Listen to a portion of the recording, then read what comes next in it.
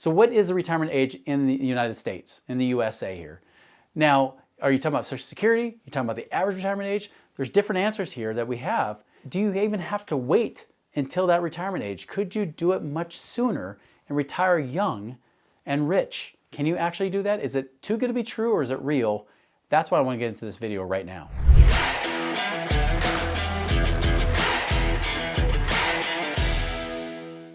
All right, so talking about the retirement age in the United States, there's going to get a variety of answers. I mean, we've had people say that in general it's 65 years old, right? Or maybe it's 67 if you're talking about Social Security, because the full retirement age for Social Security is age 67. Starting though, you can start getting some of those benefits at 62 if you do it, but you could lose out on some of that income. So we have some people waiting for full retirement age for 67. Some people are just told in general, you retire at 65. I know I taught that when I was a financial advisor. That was the magic age. I don't know who decided that for us, but somebody did, right? That 65 is when everybody's supposed to retire. But the reality is, most people actually retire a little bit earlier, whether they're forced to retire or they want to retire, they choose to retire. The actual average retirement age is at age 62, and that number has been slowly creeping up through the years. Crazy enough, did you know this? Is that the BlackRock CEO, big investment firm, you guys don't know, one of the largest investment organizations out there right now, BlackRock CEO said everybody should be working into their 70s instead of trying to retire in their 60s, even if it's just part-time jobs and things like that. Well, why is he saying that? Well, first and foremost, one, inflation is kicking over his butt. That doesn't help. Two, people are living longer. So if people are trying to retire at age 60, for example, well, now if you live to age 80, that's going to be worse, right? You got 20 years. You got to make sure your money lasts for. Even worse, though, or better, depending how you look at it. Right now, they say that if there's a couple, both age 65, that make it to age 65, one of the two of you will probably live to age 90 or 92. That means you've got at least 25 years for somebody in that couple to actually be taken care of. So as a result, this is why they're saying maybe you should work into your 70s. Maybe you should go later. Besides, then everybody say like the 40s is the new 30s and the 50s is the new 40s or whatever it might be, right? Whether that's true or not, it doesn't matter. They're telling you to delay your retirement. However, most people even go before age 65. They actually do it about age 62 or 63, depending on what you're looking at. Now, could you do it sooner? Yes, you could. Now, there are some people that try to retire sooner. Here's the interesting statistic I found out, though. There's a lot of information out there about the FIRE movement, right? FIRE, F-I-R-E, financially independent, retire early. Well, with the FIRE movement, there's a lot of people, especially the millennials, that are saying, hey, I'm going to retire in my 30s or my 40s. You know what they're finding out? Right now, they aren't. In fact, there's less people retiring young right now than there has been in the past. Isn't that fascinating? Even though there's been this big movement, even on social media and everything, talking about this FIRE movement, less and less people are actually there. Why? Either one, they don't really want to retire, or two, they really can't. Because the FIRE movement is all based on that 4% rule. It says, whatever you have in mutual funds or stocks and bonds and things like that, you can live on 4% of your total portfolio. Well, if you have $1 million, that means you can live on $40,000 a year. Unfortunately, if you want to do it while you're younger, with mutual funds specifically, it's got to be not 4%, more like 2%. Why? Because even recently they're saying if you're at retirement age in your 60s, it should only be 3% that you're pulling out. But remember, if you're in your 30s or 40s trying to retire younger, you need even more years for that money not to run out because of inflation, because of market swings and everything else. That's a dangerous place to be. For example, this is one thing that many people don't realize, is that you have a concept called disinvesting, right? When you start to pull money out for retirement, if your money loses money at the same time while you're pulling out money, it almost never recover. It's almost impossible to get it recovered. For example, say that we got a repeat of 2002, right? And even 2022, right? It's just 20 years apart. So we lost about 20% or more in each of those years.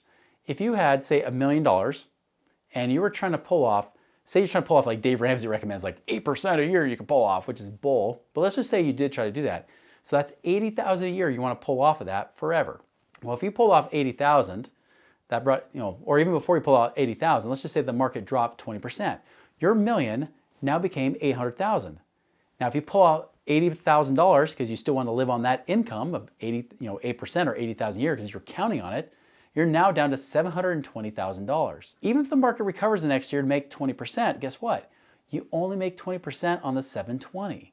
That means that you only get back up to about $860,000. you pull off your 80 and you're back down to $780,000. Now in your mind, you're probably thinking, oh, well, I just make 8% a year average. I'll always have $1 million. No, you just got down to $780,000. What if the market doesn't do that great the next year? What if it only does, say, 10%? Yeah, you made $78,000, right?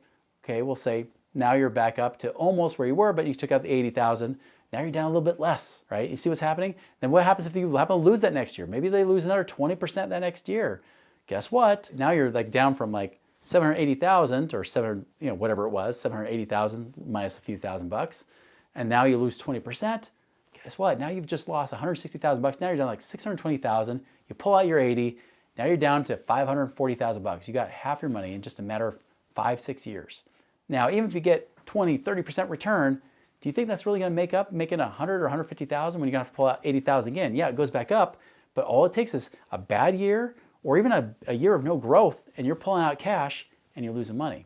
This is what people are running into all of the time when they're trying to get to that retirement age. So what you pull out, what you're investing in does matter. And when you're trying to pull out money at the same time, you've got to be very well aware that you should not be pulling out more than 3% a year in your 60s or 2% if you're trying to do it when you're younger. Now, how do our clients do it? Because our clients are doing it younger and they're having a lot more money. And it's simple.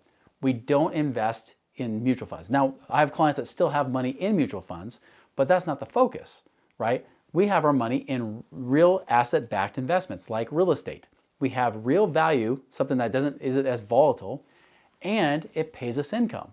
Now, this could be as simple as a rental property, but that's not always the answer. Rental properties, by the way, right now don't pay great amounts of returns, but you might still make a 5-6% return even if you bought it all out in cash, if you didn't even have a mortgage on it. So you might make a 5 or 6% return on the cash flow. That's still better than pulling out 3%, isn't it?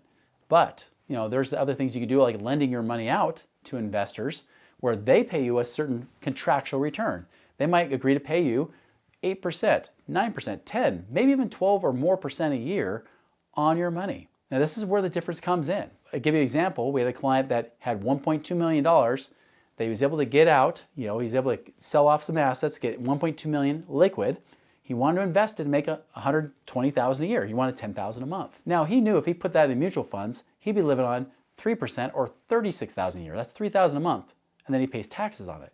So instead he said, let's go ahead and put this in things that are like real estate based. Some of it was into debt funds. Some of it was like into oil and gas. He did some money into certain real estate projects and apartment buildings and whatnot. And the next thing you know, guys, he's making between $150,000 and $200,000 a year with that same money. Now I'll tell you, again, results vary. Nothing's guaranteed. You could lose your money anytime in real estate, yada, yada, right? We know that there's always risk. We know that, again, you could make more, you might make less than that. It varies. In fact, I would say in most cases, most people make less. Usually if someone has 1.2 million, at most, we probably expect them to make between 100 to 120,000 a year. That's pretty conservative. That's probably less than what most people make. But still, that's way better than 36,000 a year, isn't it? And so that's the difference, is that you can actually retire younger. And if you use real estate, you're not worrying about 401ks and IRA rules and everything else. You can actually say, well, this money is available for income right now, today. It makes a difference in my life right now. This is why our clients don't worry about Social Security or trying to make it to age 62 if they're already younger. If they're doing these plans in their 30s, 40s, or even 50s, in many cases, some of them will actually be able to retire within, or at least become what I call work optional, within about 5 to 10 years. Some are longer, some are shorter. So it just depends. So that's the best thing. If you want to figure out what's the actual retirement age for people in the USA, well, you don't have to become a statistic. You don't have to become another person that is just hoping and praying that they're going to make just enough to live on this fixed income budget because they got Social Security at age 62, or they'll wait till 67 to get the full Social Security benefits. If there's even Social Security when I get there. I'm almost 50, and I'm not even sure if I'm going to have Social Security when I get there. Neither do you, right? So the nice thing is I can control today. I can make passive income right now. You want to learn more how to do that?